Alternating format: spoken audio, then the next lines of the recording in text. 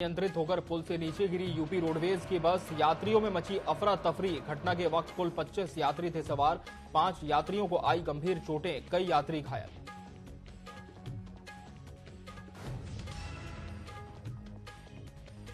Uniform civil code को supreme court में मुस्लिम board देगी चुनौती। बोर्ड ने कहा, इस कानून में तलाक के बाद भी महिलाओं को गुजारा भत्ता देने का प्रावधान, जो कि गलत। बीजेपी नेता ने की जमकर तारीफ।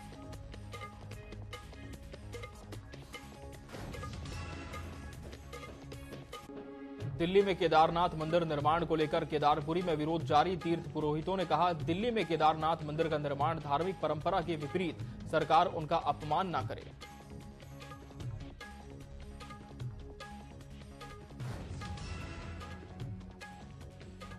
अल्मोड़ा में आरोपी की गिरफ्तारी नहीं होने पर नाराज ग्रामीणों का फूटा गुस्सा। ग्रामीणों ने आरोपी की गिरफ्तारी की मांग को लेकर थाने का किया घेराव। ग्रामीणों ने कहा, कार्रवाई नहीं होने पर होगा आंदोलन तेज।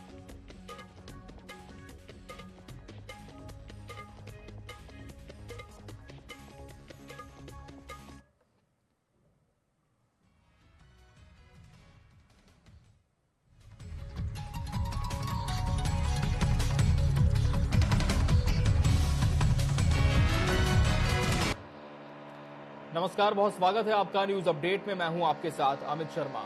गढ़वाल के विश्वविद्यालय बिरला परिसर के गेट के सामने जय हो छात्र संगठन ने एनटीए का पुतला दहन किया।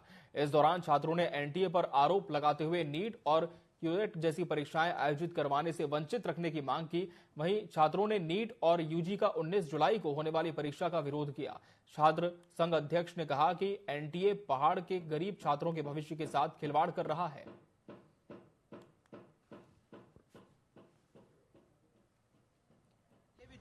क्योंकि लगातार परीक्षाओं में धांधली हो रही है और परीक्षार्थी को बार बार मानसिक रूप से उसका शोषण किया जा रहा है और तमाम जिलों से छात्र अपनी परीक्षाएं देने परीक्षा केंद्र तक जाते हैं और बाद में रिजल्ट आने के टाइम पे उन्हें पता चलता है कि हमारा पेपर लीक हो गया है। हम इसका पुरजोर विरोध करते हैं। उधम सिंह नगर में एसओजी और गदरपुर पुलिस ने मंदिर से चोरी किए गए चांदी के छत्र और बाइक चोरी करने वाले 2 शातिर चोरों को गिरफ्तार किया है, जबकि चोरी किए गए छत्र को खरीदने वाले ज्वेलर्स को भी गिरफ्तार किया गया। आरोपियों की निशानदेही पर चांदी के छत्र और अन्य सामान सहित चोरी की बाइक को बरामद कर लिया गया है। पुलिस के मुताबिक बुध बाजार स्थित सनातन मंदिर के कोषाध्यक्ष लेखराज भट्टी ने पुलिस को सूचना देते हुए बताया कि 7 जुलाई को मंदिर से चांदी के छत्र, चांदी के मुकुट, चांदी की बांसुरी चोरी कर ली गई है। सीसीटीवी में कैद हुए 2 संदिग्ध को पुलिस टीम ने रोहिणी, दिल्ली से गिरफ्तार कर जेल भेजने की कार्रवाई की है।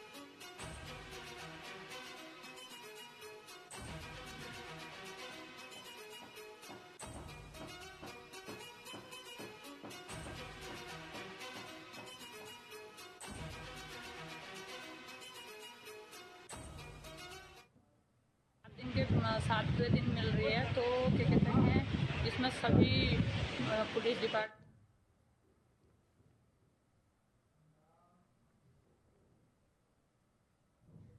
हरिद्वार में यूपी रोडवेज की बस अनियंत्रित होकर पुल से नीचे जा गिर गई, जिससे रोडवेज की बस हाईवे की सुरक्षा दीवार तोड़कर सीधे नीचे पार्किंग में जा गिरी।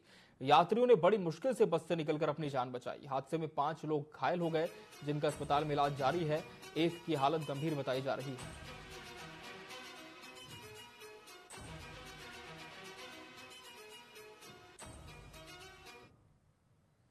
कांग्रेस ने भले ही उपचुनाव में जीत हासिल कर ली हो, लेकिन लोकसभा चुनाव में हुई हार के लिए कांग्रेस की समीक्षा बैठक होने जा रही है।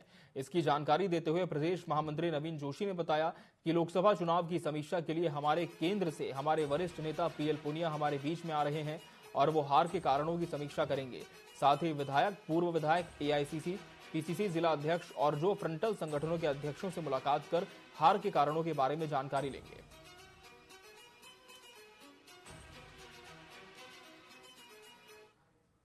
लोकसभा चुनाव की समीक्षा के लिए हमारे केंद्र से हमारे वरिष्ठ नेता पीएल पुनिया जी हमारे बीच में आ रहे हैं और वो हार के कारणों की समीक्षा करेंगे और जो हमारे विधायक हैं, पूर्व विधायक हैं, जो हमारे एआईसीसी, पीसीसी जिला अध्यक्ष और जो फ्रंटल संगठनों के जो हमारे अध्यक्ष हैं, उनसे मुलाकात करेंगे और वो जानने की कोशिश करेंगे कि क्या कमियां रह गई थी जो हम उत्तराखंड के अंदर चुनाव नहीं जीते।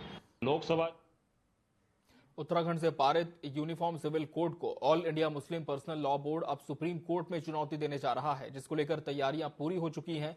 मुस्लिम पर्सनल लॉ बोर्ड का कहना है कि इस कानून में तलाक के बाद भी महिलाओं को गुजारा भत्ता मांगने का अधिकार दिया गया है, जो कि गलत है। इसलिए इस कानून को और सुप्रीम कोर्ट में चुनौती दी जाएगी। वहीं इस मामले में बीजेपी नेता सुरेश जोशी ने कहा कि देश का कानून संविधान से चलेगा, शरीयत के कानून से नहीं चलेगा। साथ ही अगर Muslim personal law board supreme court जाना चाहता है तो वो स्वतंत्र है।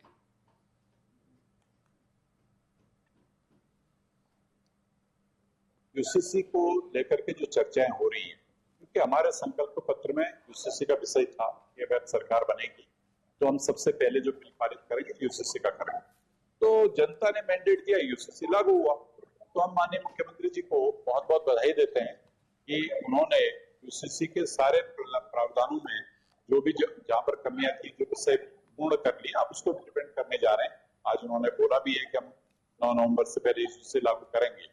तो उसके लिए हम सब लोग, भारतीय जनता पार्टी परिवार के लोग, मुख्यमंत्री पुष्कर सिंह धामी जी को बहुत बहुत धन्यवाद देते हैं।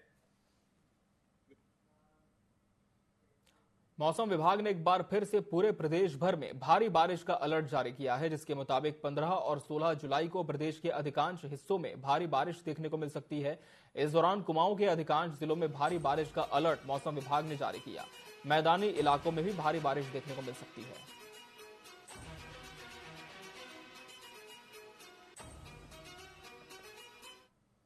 और 16 तारीख में जो है उत्तराखंड में अनेक स्थानों पे हल्की से मध्यम वर्षा की संभावना है। और साथ ही जो पर्वतीय जिले हैं वहां पर कहीं कहीं भारी वर्षा भी मिल सकती है। तो इसमें खास करके जैसे पिथौरागढ़, बागेश्वर, नैनीताल, चंपावत या पौड़ी, देहरादून जनपद है इनमें। उसके बाद 17-18 में जो है थोड़ी सी एक्टिविटी बढ़ने की संभावना लग रही है। तो इसमें जो है अधिकांश स्थानों पे उत्तराखंड में जो है हल्की से मध्यम वर्षा मिलने की संभावना है। साथ ही जो पर्वतीय क्षेत्र है वहां पर कहीं कहीं भारी वर्षा मिल सकती है। हरिद्वार में वन और पर्यावरण जागरूकता के लिए संत समाज भी अब मैदान में उतर आया है। हरेला की शुरुआत से पहले संतों ने नील पर्वत पर बड़े स्तर पर वृक्षारोपण किया। साथ ही अंजनी देवी मंदिर प्रांगण में संतों ने नीम, पीपल, बड़ सहित कई प्रजाति के फलदार पौधे लगाए।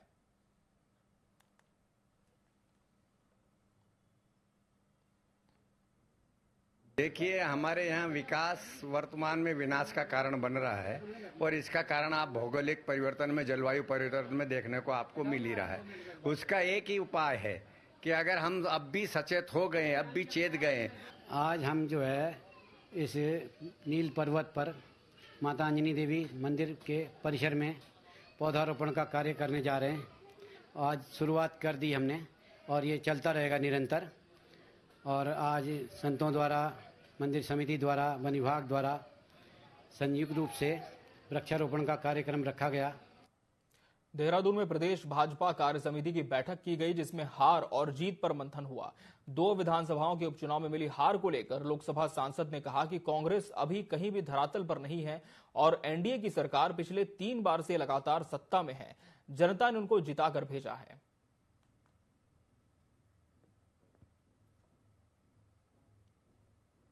मुंगेरी लाल के सपने देखना किसी को मना नहीं है। 2027 में भी भारी बहुमत से भारतीय जनता पार्टी आएगी। क्या लोकल के इशू थे, क्या स्थानीय परिस्थितियां थी, क्या ऐसा हुआ, वो अलग बात है, उससे कुछ नहीं होना है। 553 में से 99 आए हैं। 2014, 2019 और अभी मिला लिया जाए तब भी आप हमको क्रॉस नहीं कर पाए हैं। 2014 में एनडीए की सरकार थी, 2019 में एनडीए की सरकार थी, इस समय भी एनडीए की सरकार है। तो काहे को आप ये कर रहे हो जैसे आपने बहुत बड़ी जीत हासिल कर ली हो? आप तो है ही नहीं कहीं, कांग्रेस तो है ही नहीं कहीं।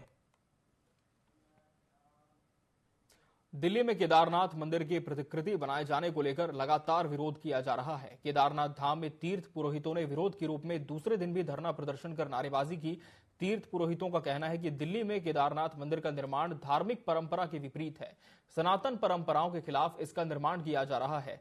मुख्य पुजारी ने कहा कि केदारनाथ धाम से शिला ले जाकर दिल्ली में स्थापित करके सीएम धामी ने केदारनाथ धाम की परंपरा के साथ खिलवाड़ किया है।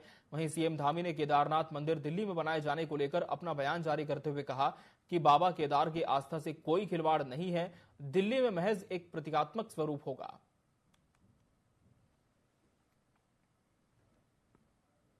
हमारा जो ज्योतिर्लिंग है उसका स्थान एक ही है, दूसरे स्थान पर धाम नहीं हो सकता है। प्रतीकात्मक रूप से मंदिर क्योंकि अनेक स्थानों पर बने हैं, ऐसे स्थानों पर मंदिर बनते रहे, लेकिन मूल स्थान जो है ज्योतिर्लिंग हमारा उत्तराखंड के अंदर ही है, दूसरे स्थान पर धाम नहीं हो सकता है। हमारा जो ज्योतिर्लिंग है उसका स्थान एक ही है, दूसरे स्थान पर धाम नहीं हो सकता है। प्रतीकात्मक रूप से मंदिर क्योंकि अनेक स्थानों पर बने हैं, ऐसे स्थानों पर मंदिर बनते रहे, लेकिन मूल स्थान जो है ज्योतिर्लिंग हमारा उत्तराखंड के अंदर ही है, दूसरे स्थान पर धाम नहीं हो सकता। उत्तराखंड में सभी मार्गों पर आवागमन सुचारू रूप से जारी है। प्रदेश के आपदा प्रबंधन सचिव ने कहा कि कहीं पर भी मुख्य मार्ग अवरुद्ध नहीं है। तीर्थयात्री बिना किसी बाधा के 4 धाम यात्रा कर रहे हैं। मौसम विभाग की ओर से भी कोई बड़े स्तर की चेतावनी जारी नहीं की गई है। सब कुछ सामान्य है और जहां जहां पर ग्रामीण क्षेत्रों को जोड़ने वाले संपर्क मार्ग बंद हैं, उनको खोलने का काम तेजी से जारी है।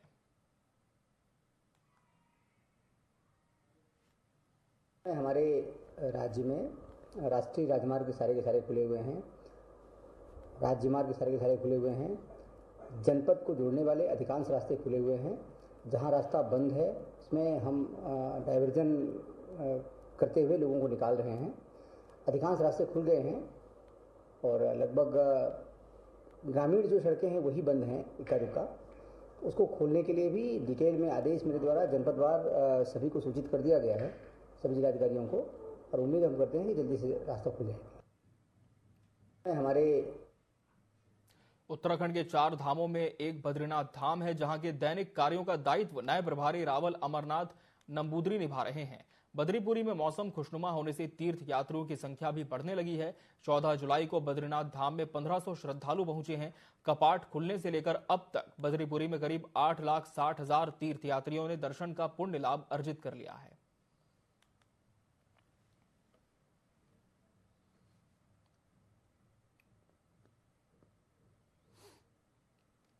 पैसे के नाम पर इस केदार धाम का व्यवसायीकरण करना चाह रहे हैं। एसी गाड़ी में वहाँ पर दिल्ली में 4-4 करोड़ की गाड़ियों में और एसी में रहेंगे और वहाँ पर केदारनाथ के नाम से पैसा खाते रहेंगे और उसका व्यवसायीकरण करते रहेंगे। आज तो किसी का सड़क के अंदर देखो आप, प्रशासन सोया हुआ है।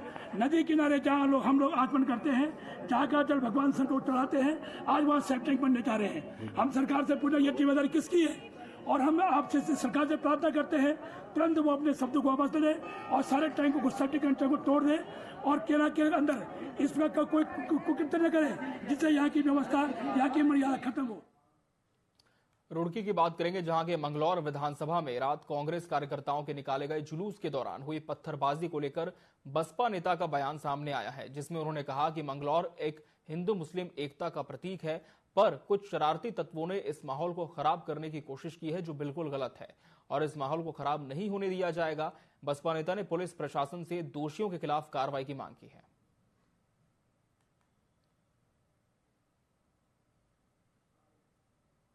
आपके चैनल के माध्यम से अपनी उस आवाम को जिसने हमें मैंडेट दिया और जिसने नहीं दिया उसका सभी का शुक्रिया अदा करता हूं, और कहीं ना कहीं कुछ कमियां रही हैं, उन कमियों को दूर करेंगे और आपका आगे से कभी आपको मायूस नहीं करेंगे, हमेशा आपके साथ खड़े हैं।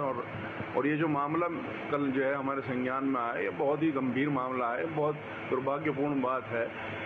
जीत हमारी भी, हमारे पिताजी की भी हुई है, 2 बार वो यहाँ से विधायक रहे, उन्होंने कभी भी यहाँ पर इस तरह का माहौल हमारे लोगों ने कभी यहाँ बनाने की कोशिश नहीं करी। अल्मोड़ा मेडिकल कॉलेज के बेस अस्पताल में तैनात आउटसोर्स उपनल संविदा कर्मचारी हड़ताल पर चले गए हैं। बेस अस्पताल में प्रदर्शन करते हुए कर्मचारियों ने स्वास्थ्य मंत्री और सरकार के खिलाफ जमकर नारेबाजी की। कर्मचारियों ने कहा कि पिछले 4 महीने से उन्हें मानदेय नहीं मिला है और सरकार उनके पद स्वीकृत नहीं कर रही। वेतन नहीं मिलने से उन्हें कई परेशानियों का सामना करना पड़ रहा है। कर्मचारियों की हड़ताल से अस्पताल में ओपीडी, साफ सफाई ऑपरेशन, जांच, बिलिंग समेत अधिकांश स्वास्थ्य सेवाएं चरमरा गई हैं।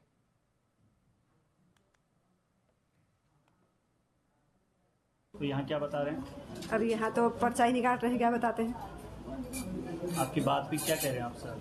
कह रहे कि हड़ताल में है, पर्ची नहीं कटेगी। हॉस्पिटलों की कार्य करने के बाद हमें 30 दिन के बाद घर लौट के जाना पड़ रहा है। ऐसा लग रहा है अगले महीने तब तो दे देंगे, फिर हम ड्यूटी पे आ जा रहे हैं। लेकिन आज 4 महीने हो गए सर, हम अब बहुत उससे हैं। हम नहीं कर पा रहे हैं। लेकिन हम आए दिन यहाँ पर बैठते हैं हड़ताल पे, तो लोग आश्वासन देते हैं कि नहीं हड़ताल नहीं करनी है, 2 दिन के बाद अपनी ड्यूटी करो, आ जाएगी। अब 4 महीने का सर, ये तो हमें उच्च अधिकारी ही बता सकते हैं हमें आगे क्या करना चाहिए। सृजित नहीं है तो इसलिए इनकी सैलरी रिलीज नहीं की जाएगी करके, तो इसी मामले में मेरे उच्च अधिकारियों से भी बात हुई है। अभी हमारे डायरेक्टर महोदय उनसे भी बात हुई है, डायरेक्टरेट के चीफ फाइनेंस ऑफिसर हैं उनसे हुई है। अभी जो है डीएम सर से भी मेरी बात हुई है, तो उन्होंने भी बोला कि अभी जो है थर्सडे तक जो है ये प्रॉब्लम सॉल्व हो जाएगी। और यहां रुकेंगे एक ब्रेक के लिए, ब्रेक के बाद भी खबरें जारी हैं।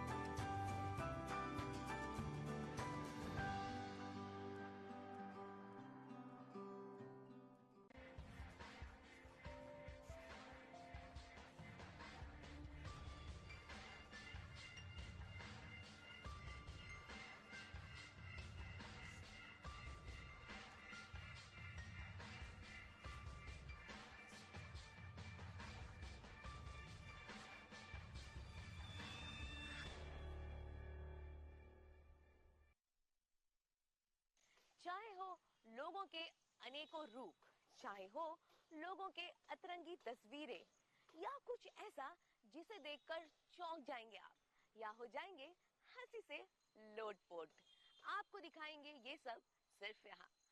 तो मैं अंकिता लेकर आ रही हूँ आपके लिए एक ऐसा स्पेशल शो जिसका नाम है वायरल 24, जहाँ पे होंगे सोशल मीडिया पर वायरल हुए तमाम ऐसे मशहूर वीडियोस। तो देखना ना भूले हमारे साथ हमारा ये शो वायरल 24।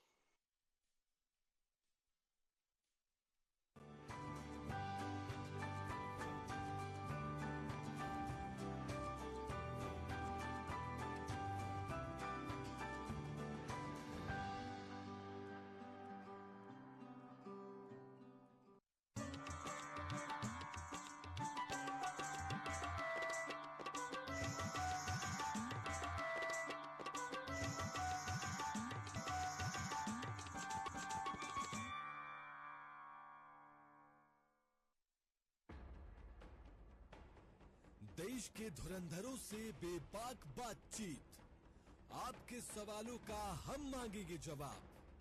तीखे सवालों की जानिए हकीकत, सवाल सियासत के, सवाल समाज के, सवाल मुद्दों के, सच जो आप जानना चाहते हैं, हम लाएंगे दिग्गजों का सच सामने।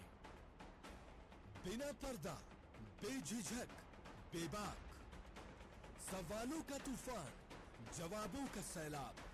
देखते रहिए चैनल हेड मोहित साहू के साथ सीधी बात माननीय के साथ, हर रविवार शाम 7 बजे सिर्फ टीवी 24 पर।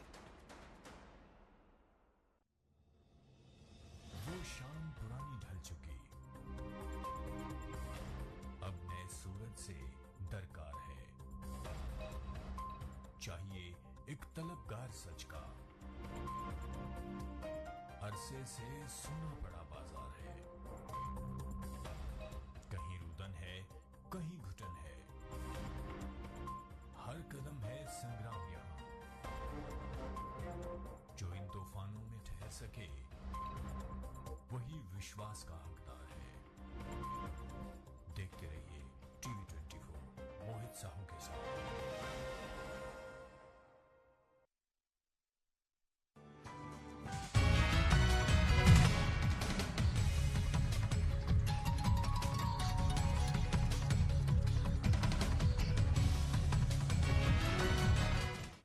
ब्रेक के बाद एक बार फिर स्वागत है आपका। बढ़ते हैं खबरों की ओर। हरेला पर्व उत्तराखंड में अन्य सांस्कृतिक पर्वों की भांति मनाया जाने लगा है। इसी बीच कृषि मंत्री गणेश जोशी ने देहरादून के हरेला पर्व में फल पौधा वितरण कार्यक्रम में शिरकत की और कार्यकर्ताओं को 5-5 पौधे वितरित किए। कृषि मंत्री ने कहा कि इस बार कृषि विभाग ने 9 लाख से ज्यादा पौधे वितरित करने का लक्ष्य रखा है। उन्होंने कहा कि उन्होंने स्वयं एक पौधा मां के नाम से हरेला पर्व की शुरुआत की है।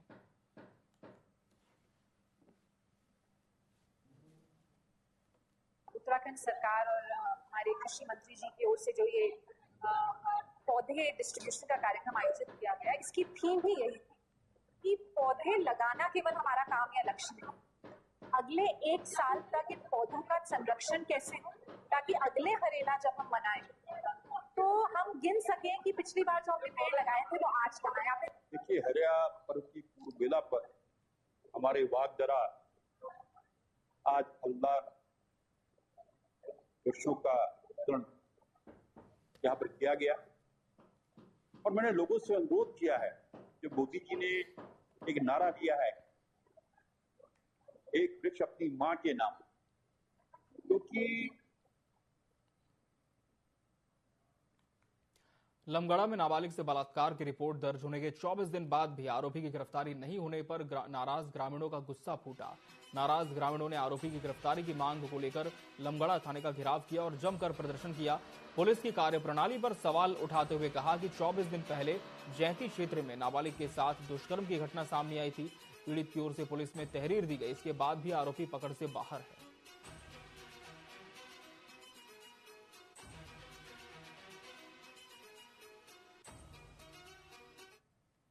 देखिए, लमगड़ा थाना क्षेत्र का मामला है। इसमें जो घटना के उपरांत तत्काल उसमें पॉक्सो के तहत में एफआईआर दर्ज कर ली गई थी और मुलजिम को पकड़ने का, अरेस्ट करने का प्रयास चल रहा है। अभी तक हम अरेस्ट नहीं कर पाए। मेरे द्वारा अभी थानाध्यक्ष को भी निर्देशित कर दिया गया है कि इसको शीघ्र अरेस्ट करें। यदि गिरफ्तार नहीं होता तो अन्य जो वैधानिक कार्रवाई होती है 82-83 की, वो कार्रवाई यथाशीघ्र इसमें अमल में लाए। ऋषिकेश के एम्स में यूरोलॉजिकल कैंसर विषय पर क्लोज द गैप जागरूकता कार्यक्रम का आयोजन किया गया, जिसमें राज्यपाल लेफ्टिनेंट जनरल गुरमीत सिंह बतौर मुख्य अतिथि शामिल हुए।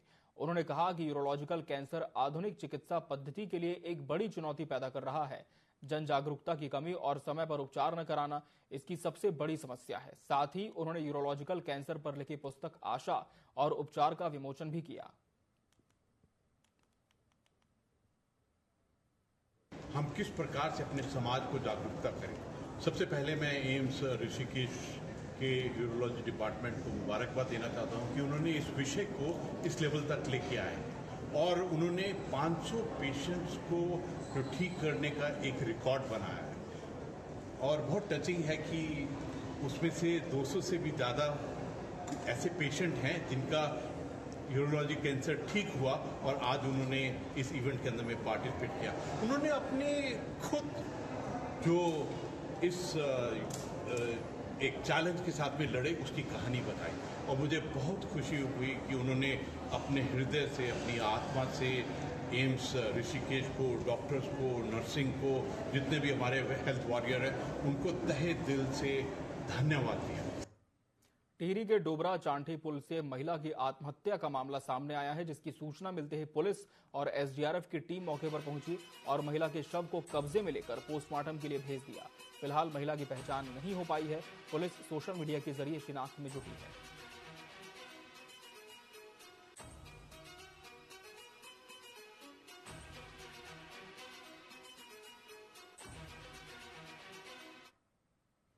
उत्तराखंड में सभी मार्गों पर आवागमन सुचारू रूप से जारी है। प्रदेश के आपदा प्रबंधन सचिव ने कहा कि कहीं पर भी मुख्य मार्ग अवरुद्ध नहीं है।